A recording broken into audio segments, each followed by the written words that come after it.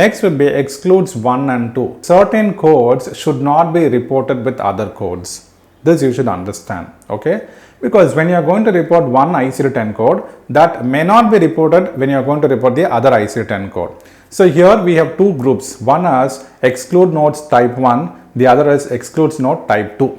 In a type 1, it says not coded here. Take for instance, a patient has a problem, an anomaly, okay?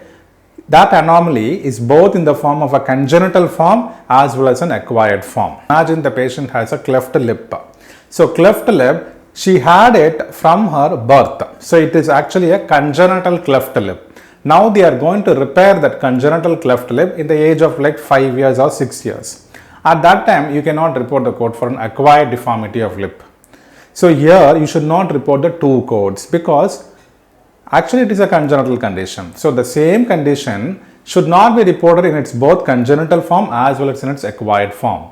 So here that's why they say in excludes type 1 strictly you are not supposed to report both the codes, report either one of it which is the actual diagnostic condition. Second, in type 2 here it says not included here. That means this code is not included here, it is actually excluded, but if the situation warrants, you can very well report it. So this excludes note 1 is very strict, whereas excludes note 2 is not that strict. If it's warrant, you can very well report it.